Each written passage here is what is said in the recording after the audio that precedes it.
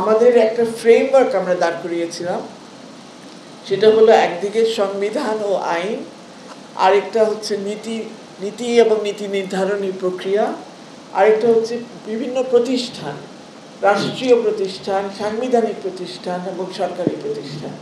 বিভিন্ন প্রতিষ্ঠানের কি করণীয় এবং তারা কি করতে পারে বা করতে পারে না সেটা নিয়ে আমাদের অনেকগুলো সংস্কার প্রস্তাব আমরা এনেছি। এরপরে আছে কর্মসূচি। আমরা জানি বিভিন্ন সময়ে বিভিন্ন সরকারের আমলে নারীদের জন্য নানান রকম পদক্ষেপ নেওয়া হয়েছে, নানান রকম কর্মসূচি নেওয়া হয়েছে, তার অনেকগুলো সফল হয়েছে, অনেকগুলো সফল হয়নি। তো আমরা সেটারও একটা বিশ্লেষণ দাঁড় করিয়েছি এবং আমরা সেটা দেখার চেষ্টা করেছি কোন ধরনের কর্মসূচি আসলে দরকার, বিশেষ করে যদি সত্যিকারের সংস্কার আনতে হয় এবং মৌলিক সংস্কার আনতে হয় এবং যেগুলি নাকি টেকসই সংস্কার হবে সেগুলো যদি আনতে হয় তাহলে কি করতে হবে। এছাড়া সুপারিশগুলো আমরা সাজিয়েছি তিনটা ভাগে। একটা হলো যেগুলো আমরা মনে করি এই অন্তর্বর্তীকালীন সরকারই করতে পারবে। এই অন্তর্বর্তীকালীন সরকার একটা ঐতিহাসিক প্রেক্ষাপটে আছে এবং তাদের অনেক সুযোগ আছে অনেক কিছু করার, যেটা নাকি রাজনৈতিক সরকারগুলো করতে পারে না নানান কারণে, রাজনৈতিক বিভিন্ন স্বার্থের কারণে তারা করতে পারে না। এই সরকারের কোনো স্বার্থ নাই, সেই জন্য এই সরকার অনেকগুলো জিনিস করতে পারবে। আমাদের বিশ্বাস যে আমাদের যে আমরা প্রতিবেদনটা জমা দিয়েছি সেখানে 433টা না নেহা 433টা সুপারিশ আছে সব মিলে বিভিন্ন খাতে। তো আমরা মনে করি 433টার মধ্যে যদি 200টাও হয় তাহলেও কিন্তু আমরা অনেকটা এগিয়ে যাব। এবং আমাদের সুপারিশগুলিও প্রস্তাবগুলিও আমরা তিনটা ভাগে করেছি। একটা হলো যেগুলো আমরা মনে করি এই সরকার অন্তর্বর্তীকালীন সরকারের সময় করা সম্ভব, অর্জন করা সম্ভব বা অন্তত শুরু করা সম্ভব, সিদ্ধান্তটা নেওয়া সম্ভব, নির্দেশটা দেওয়া সম্ভব। দ্বিতীয়ত আমরা মনে করছি এরপরে যে সরকার আসবে, 5 বছর মেয়াদী সরকার হোক বা 4 বছর যেটাই হোক, সেই সময়ের মধ্যে কি করা যায়, তো সেটাকে আমরা আলাদা ভাগ করেছি।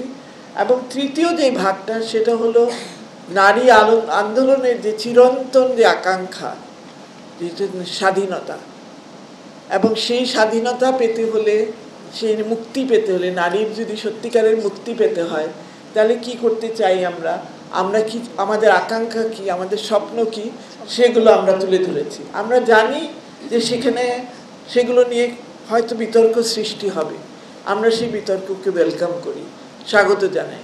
কারণ আমরা মনে করি এখন 2025 সাল, হাই টাইম যে এগুলো নিয়ে জনপরিসরে আলোচনা হোক, বিতর্ক হোক, জানাজানি হোক, মানুষ জানুক নারী কি চায়, নারীর স্বপ্নটা কি এটা জানুক। এবং আর কিছু না হোক, কান সওয়া হবে মানুষের যে এই ধরনের দাবিগুলো ওনারা ভাবছেন। তো এই হচ্ছে মোটামুটি আমাদের প্রতিবেদন সংক্রান্ত কথা। এর মধ্যে আমরা যে কটা ধারণা বা যে কটা নীতিকে অনুসরণ করেছি তার কয়েকটা আমি একটু তুলে ধরতে চাই।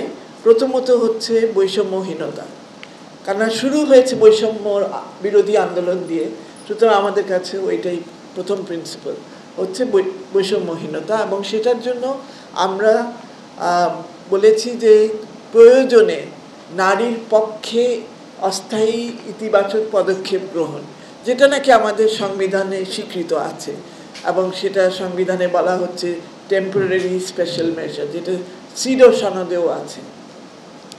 দ্বিতীয়ত হচ্ছে মানবাধিকারের প্রিন্সিপালস এবং মূল্যবোধ, মানবাধিকারের মূল্যবোধ অনুসরণ করা, আমরা সেটা চেষ্টা করেছি। মানবাধিকারের মূল্য আচ্ছা, এরপরে আমরা যেটা দেখতে চেয়েছি, আমরা কেমন রাষ্ট্র চাই, আমরা ইহজাগতিক, মানবিক, গণতান্ত্রিক ও কল্যাণকর রাষ্ট্র দেখতে চাই। আমরা কেমন সমাজ চাই, আমরা অসাম্প্রদায়িক সমাজ চাই। আমরা যতদূর সম্ভব বৈষম্য, শ্রেণী পার্থক্য, শ্রেণী বৈষম্য এগুলো যতটা সম্ভব দূর করতে চাই। নারী বান্ধব সেবা প্রতিষ্ঠান চাই, সেটা হোক থানা, হোক হাসপাতাল বা হোক আদালত। আমরা দেখতে চাই এগুলো সবই নারী বান্ধব হবে, নারীরা যেন নির্ভয়ে এসব প্রতিষ্ঠানের কাছে সেবা চাইতে পারে। এরপরে যেটা চাচ্ছি বিকেন্দ্রীকরণ। বিকেন্দ্রীকরণ কেন? আমরা মনে করি একমাত্র বিকেন্দ্রীকরণের মধ্য দিয়েই সেই তৃণমূলের নারীর কণ্ঠ, নারীর স্বর জাতীয় পর্যায় পর্যন্ত আসতে পারবে। এবং যারা কেন্দ্রে বসবাস করছেন, নীতি নির্ধারক হোক, রাজনীতিবিদ হোক, যেই হোক, তাদের কান পর্যন্ত সেই তৃণমূলের নারীর আকুতি, তার দাবি, সেগুলো শোনা যাবে। এরপরে যেটা বলতে চাচ্ছি যেটা হলো যৌন সহিংসতা।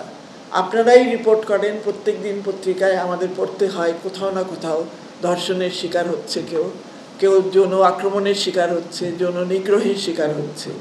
এটা কি করে হ্রাস করা যায় এবং কিভাবে মোকাবেলা করা যায়? মোকাবেলার জন্য অনেক সরকারি উদ্যোগী আছে, সেগুলো কি করে আরও কার্যকর করা যায়। যাদেরকে আমরা একেবারেই ভুলে গেছিলাম 1971 সালে মুক্তিযুদ্ধের সময় যারা যৌন সহিংসতার শিকার হয়েছিলেন, তাদের সম্মানার্থে তাদেরকে একটি উপাধি দেওয়া হয়েছিল। সেই উপাধিটা হলো বীরাঙ্গনা। কেন দেওয়া হয়েছিল? যেন তাদেরকে কেউ অসম্মান না করে। কিন্তু ঠিক উল্টাটা হলো, আমরা যেটা দেখেছি, তার বীরাঙ্গনা শব্দটা একটা গালিতে পরিণত হলো এবং সেই মানুষগুলোর পাশে কেউ দাঁড়ালো না। আমরা দেশ হিসাবে এবং আমরা বলবো নারী আন্দোলন হিসেবেও আমরা অনেক দেরি করে ফেলেছি তাদের পাশে দাঁড়াতে। এখন তাদের পাশে দাঁড়িয়েছি, ইউনূস ভাইকে বলে এসেছি তাদের জন্য কিছু করে। ভাষার ক্ষেত্রেও আমাদের কিছু পরিবর্তনের দাবি আছে। আমরা ধর্ষিতা শব্দটা শুনতে চাই না। 2 লাখ মা বোনের ইজ্জতের বিনিময়ে স্বাধীনতা আর শুনতে চাই না। আমি 16ই ডিসেম্বর আর 26শে মার্চ আসলে আমি আতঙ্কে থাকি যে এটা কতবার শুনতে হবে প্রত্যেকের বক্তৃতায়। কারণ এনারা কোনো অপরাধ করে নাই, এনাদের উপর অপরাধ করা হয়েছে। সুতরাং এনাদের ইজ্জত যায় নাই এবং ইজ্জত নারীর জনিতে থাকে না। সুতরাং সম্ভ্রম, ইজ্জত, এইসব কথা আমরা চাই বর্জন করবেন। আজকে একটা সুযোগ, আজকে আপনারা প্রেসের অনেকে আছেন, আপনারা নিশ্চিত করবেন যে আপনাদের পত্রিকায় বা আপনাদের চ্যানেলে এই শব্দগুলো যেন আর কখনো ব্যবহার না হয়। আমরা যেন সম্মান করতে শিখি আমাদের বীরাঙ্গনাদের, তেমনি আজকে যে ধর্ষণের শিকার হচ্ছে যে এই নারীটি, তাকেও যেন সম্মান করতে শিখি।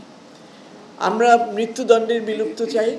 আমরা জীবনের অধিকারকে সর্বাঙ্গে মানে জীবনের অধিকারটাকে সবচেয়ে বেশি দিতে চাই, প্রাধান্য দিতে চাই। সেজন্য আমরা মৃত্যুদণ্ডের বিলুপ্তি চাই। আন্তর্জাতিক সনদগুলোর মধ্যে সিডর ক্ষেত্রে বিশেষ করে 2 নম্বর অনুচ্ছেদের উপর যে সংরক্ষণ দিয়ে রেখেছে বাংলাদেশ, সেটা প্রত্যাহার চাই।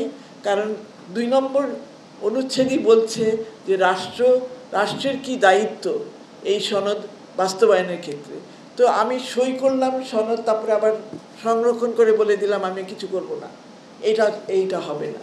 সুতরাং এটা আমরা মনে করি এই সরকারের সময় একটা সুযোগ এটা প্রত্যাহার করার, এবং সেই সাথে আরও 2টো আন্তর্জাতিক সনদ, বিশেষ করে আন্তর্জাতিক শ্রম সংস্থার যে সনদ 190 এবং 189, এই দুটার আমরা রাটিফিকেশন দেখতে চাই।